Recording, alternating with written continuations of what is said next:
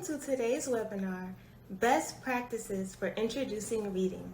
My name is Shanae and I help support pre-K teachers who use Twinkl. This webinar is to ensure you are using the best practices to foster a love for books and set the foundation for beginning reading. Let's get started. By the end of this webinar, you will be able to facilitate engaging, interactive read-alouds, encourage children to explore the reading center, and use early emergent readers to teach book concepts and print awareness. Let's discuss the importance of interactive read-alouds and how to facilitate them. Reading aloud to children provides a number of learning opportunities and benefits for children of all ages.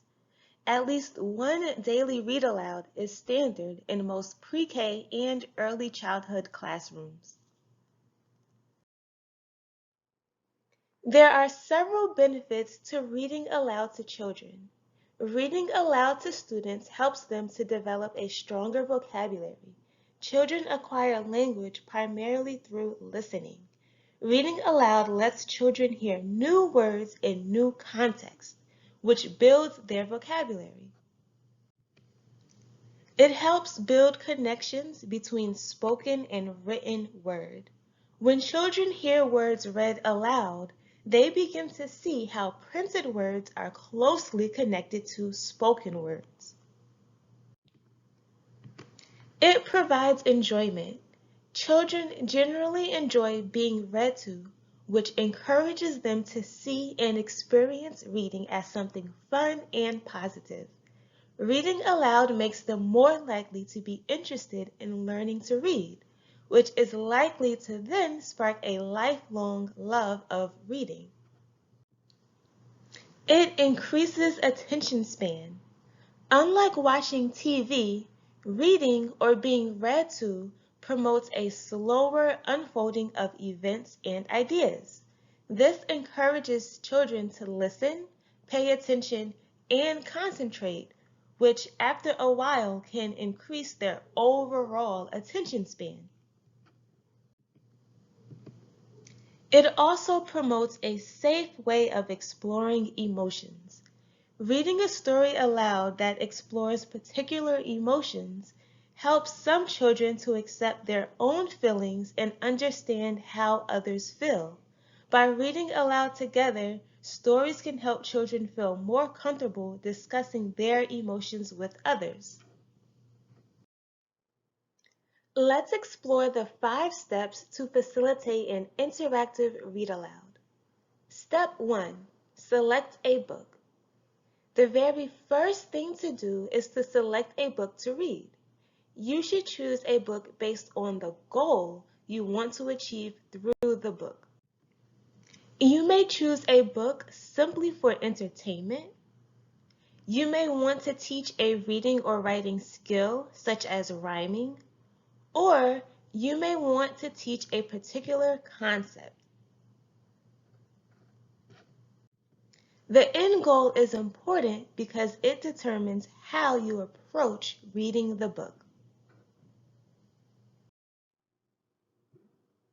Some helpful questions to ask yourself when selecting a book are, first, is the book at my students' listening level? Your students should be able to stay engaged the entire duration of the book. It should be long enough to hold their attention and get them thinking about the actions taking place. Avoid books that are too easy and quick and too long and complicated for your students. Second, will my students understand most of the vocabulary? You want students to be able to follow along with what is happening in the book and only have to introduce a few new words. And third, is the book fun? Every book you read to young children should be fun and exciting because these are their first experiences with books. You want students to have positive and pleasurable experiences with the books to help motivate them to want to learn to read and enjoy reading. Step 2. To get the most out of a read aloud, you want to plan to read the book at least twice. Rereading a book has additional benefits. It boosts reader comprehension. Children are able to understand the story at a much deeper level than just reading it one time. It helps boost vocabulary. Children become familiar and comfortable with a greater number of words. And it boosts confidence. Children can follow the story better, predict what will happen, and feel comfortable with the book, which helps them enjoy reading more. Step 3. Choose a few focus skills you would like students to work on. You can choose different focus skills for each read aloud, or reinforce the skills if students need more practice. Some suggested focus skills for the first read aloud are making personal connections to the text, using illustrations to describe pictures, and making predictions about what may happen in the story. Some focus skills for the second read aloud may be describing and identifying characters, setting, and major events, answering questions about key details, and retelling the story. Step 4. Choose 2 to 4 vocabulary words your students need to know in order to understand the book. Some helpful vocabulary tips are: keep it simple. Explain using very simple and kid-friendly language and pictures. Allow students to interact with the words outside of just story time. Some activities could be to draw a picture, practice writing the words, build the words using Play-Doh, and display them around the classroom or in the writing center. And also always model and use repetition. Step 5. Plan before, during, and after reading activities. Some suggested before reading activities may be to identify the title, author, illustrator, and purpose of the book, go on a picture walk, have students make predictions about what they think will happen in the book, and to activate background knowledge by connecting the book to something you've done in class or something students may have done at home. Some reading activities you can do during the read aloud would be stop and think, question and response, make connections, and interactive activities. Let's dig a little bit more into interactive activities you can do during read alouds. Sitting still and quiet for long periods of time is challenging for students. Find creative ways to engage students with the book that don't create too much distractions, but cause for a better reading experience. Students can act out certain parts of a book. If an animal character appears, have students act out the animal movements, or they can act out certain emotions characters may be feeling. Have students give a thumbs up or a thumbs down if they like something in the book. Stop and have students turn and talk about something in the book.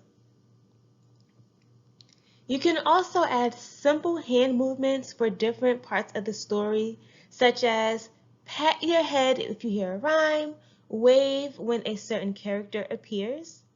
Giving students structured opportunities to move around or talk during read-alouds can help eliminate or minimize them from having unrelated conversations and getting restless and distracting others.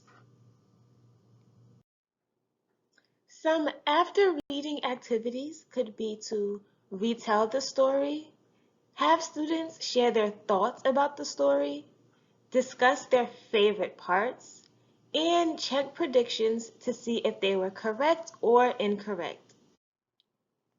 When planning activities to do before, during, and after reading, it's best to use sticky notes to mark the pages with questions and discussions you would like to have with your students. Have a way to distinguish between things you would discuss during the first and second read aloud, such as using different colors. You may also find it helpful to have a digital copy listing your page numbers and notes for that page.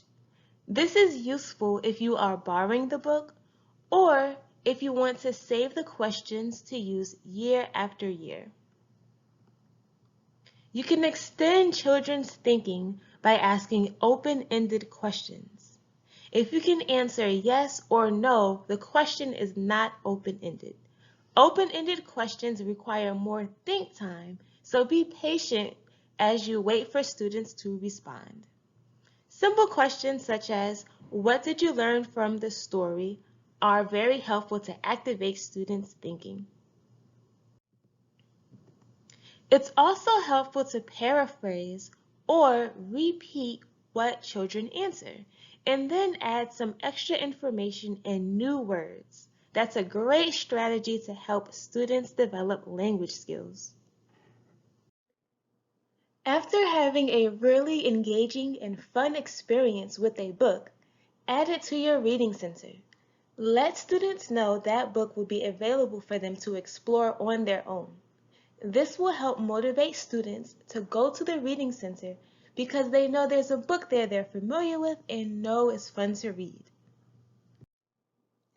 Before you rush to put all of your best books in the reading center, you first want to make sure students know how to take care of them. Model your expectations for how you want students to treat books. Start by only having gently used books or books you have multiple copies of available to students in the reading center. Show students how to hold the book properly, how to turn pages carefully, how to look at the pictures to tell a story, and how to take the books on and off the bookshelf or your book basket. You also want to make sure you provide students with plenty of opportunities to practice handling books. Once you're confident students can treat books carefully, add books you read aloud to the class to the reading center so students can look at the books independently, discover new things in the books, examine the pictures closely, and retell the story in their own words. In addition to adding books you read aloud to the reading center, there are other strategies you can do to get students excited about going to the center. One important factor is how it's set up. You want it to be cozy and inviting by adding things such as soft seating, rugs, lamps, pillows, and stuffed animals. Some helpful reading center tips are: you should have an adequate number of books available. Have at least one book per child enrolled in your class. You need a variety of books. There should be a variety of books to meet the varying literacy levels of students. This can include books with few or no words per page, 1 to 2 paragraphs per page, or books with short sentences for emerging readers. You also need books that reflect current topics your students are learning about. The books will help further expand children's vocabulary and knowledge about the subject. Young children learn best by being able to actively see and work with materials related to what's being discussed in their learning environment. As topics change, these books should be rotated. Additionally, be sure to display books neatly with front covers facing so children can see and make choices. The Reading Center should not be limited to only books. Additional props and materials that promote literacy and help students understand the letters of the alphabet are helpful to add. Materials may include letter puzzles, alphabet word cards, ABC matching games, flannel board stories, big books, and class-made books. You can also extend read-aloud experiences in other centers. Give students hands-on experiences with picture books by incorporating the books or concepts from the books you read aloud in your learning centers. In your dramatic play area, add puppets of characters from the story to encourage students to act out scenes from the book. In your block center, add the book or pictures from the book and prompt students to recreate the book settings using blocks. In your art center, prompt students to draw their favorite parts of the story or their favorite characters. In your writing center, add vocabulary words from the story. And in your technology center, provide the books on CD or YouTube read-alouds for students to hear the stories over again. An additional way to help support pre-K students develop reading skills is by using early emergent readers. The Early Emergent Readers Twinkl offers are mini printed books that feature colorful illustrations, key vocabulary, and sight words. To use Twinkl's Early Emergent Readers, simply print double-sided, cut, fold, and staple together according to the page numbers. You can print several copies so as you read aloud, students can follow along and point to each word as you say it. They will practice holding a book correctly and how to turn pages by watching you. You can use early emergent readers in small groups for guided reading, or students can use them for individual practice. As early emergent readers progress, they will begin to understand the difference between upper and lowercase letters, be introduced to the concept of letter-sound relationships, understand storytelling, and understand that books have a beginning, a middle, and an end. Twinkl has early emergent readers available in a variety of topics, including back to school, clothes, colors, community helpers, holidays such as Halloween, and many more. The goal of reading in pre-K is to foster a love for books and set the foundation for beginning reading and writing. This can be done through engaging interactive read-alouds, where teachers model how to read books and make books fun and exciting, by creating a cozy and inviting reading center with a variety of books and literacy materials, and using early emergent readers to teach reading concepts and build print awareness. Be sure to visit twinkl.com to see all the resources we offer to help support students as they learn to read.